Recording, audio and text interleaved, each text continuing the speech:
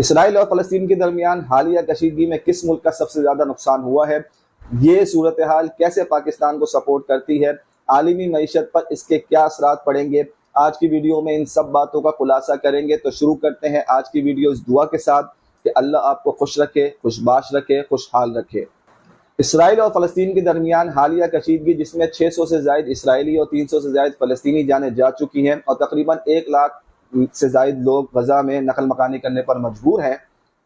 Hamas جو کہ پچھلی کئی دہائیوں سے آزاد فلسطین کے لیے جدوجہد کر رہی تھی، 2005 سے غزہ کی پٹی پر حکومت کر رہی ہے۔ ہفتے کو حماس کے اچانک کامیاب حملے نے نہ صرف اسرائیل کو بوکھلاہٹ کا شکار کر دیا بلکہ دنیا کو بھی حیران کر دیا ہے، جس کے نتائج نے اسرائیل کو مکمل اعلان جنگ کرنے پر اکسایا ہے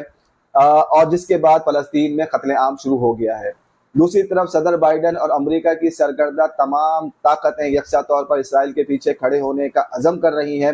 اس حالیہ کشیدگی نے امریکہ کا اسرائیل کو تسلیم کروانے کا کھیل خراب کر دیا ہے اور سعودی عرب کے لیے مشکلات کھڑی کر دی ہیں، کیونکہ ایک طرف سعودی عرب ایران کے ساتھ تعلقات استوار کر رہا تھا تو دوسری طرف نیوم شہر میں اسرائیل کی بڑی انویسٹمنٹ کے ساتھ اس کی امن معاہدے کی طرف پیش قدمی نے خطے میں اس کی طاقت اور اجارہ داری کو مزید استحکام مل رہا تھا۔ صرف ایک ہفتہ قبل سعودی ولی عہد شہزادہ محمد بن سلمان نے کہا تھا کہ ہر روز ہم ایک معاہدے کے قریب ہوتے جا رہے ہیں، جبکہ نیتن یاہو نے کہا تھا کہ وہ اسرائیلی کابینہ کے وزراء کے ساتھ اپنے ملک اور سعودی عرب کے درمیان تاریخی امن قائم کرنے کے لیے پراعتماد ہیں اور اس سلسلے میں وہ ریاض جا رہے ہیں، مگر حماس نے امریکہ کے اسرائیل کو تسلیم کروانے کے سارے کھیل پر پانی پھیر دیا ہے۔ ان حالات میں سعودی قیادت اسلامی اور عربی کیمپ کی مخالفت کا خطرہ نہیں مول سکتی، اس لیے سعودی عرب کی طرف سے اسرائیل کو حماس کے حملے کا ذمہ دار ٹھہرانے والا بیانات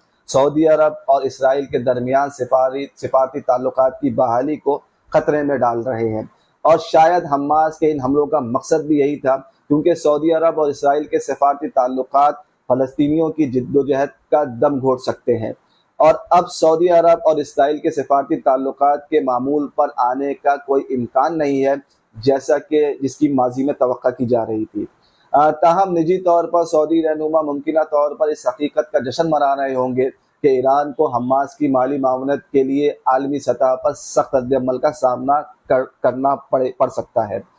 مگر دوسری طرف ایران کے حماس کے اس حملے سے لا تعلق کا اعلان کرنے سے واضح ہو گیا ہے کہ اس بار ایران ڈائریکٹ کسی تنازع میں الجھنے کے بجائے بیک سیٹ پر بیٹھ کر اس صورتحال پر اپنا کردار ادا کرنے کا ارادہ رکھتا ہے، کیونکہ ایران ہمیشہ سے حماس کا واحد سب سے بڑا اسپانسر رہا ہے، جس نے حماس کو 70% مالی امداد فراہم کی ہے، جس میں $100 ملین سے زائد کی رقم بھی شامل ہے۔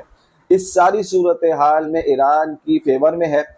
کیونکہ اب سعودی عرب اور اسرائیل کے سفارتی تعلقات کے معمول پر آنے کا کوئی امکان نہیں جس کی توقع ماضی میں کی جا رہی تھی،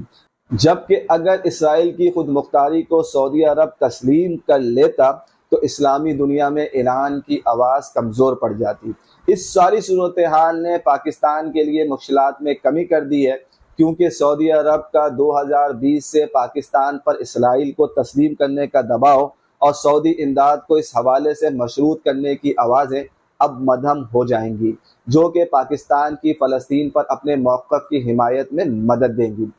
ایران کے حماس کے اس حملے سے لا تعلقی کے اعلان نے عالمی معیشت پر کسی قسم کے فوری اثرات کے تمام خدشات ختم کر دیے ہیں، لیکن اگر ایران اس تنازع میں ڈائریکٹ شامل ہو جاتا ہے اور اگر اسٹریٹ آف ہارموز بلاک کر کے تیل کی رسد بند کر دیتا ہے تو عالمی منڈیوں میں تیل کی ترسیل کی بندش سے نہ صرف عالمی معیشت شدید بحران کا شکار ہو سکتی ہے بلکہ دنیا تیسری عالمی جنگ کی طرف بھی بڑھ سکتی ہے، جس کے امکانات فی الحال کافی مدھم ہیں۔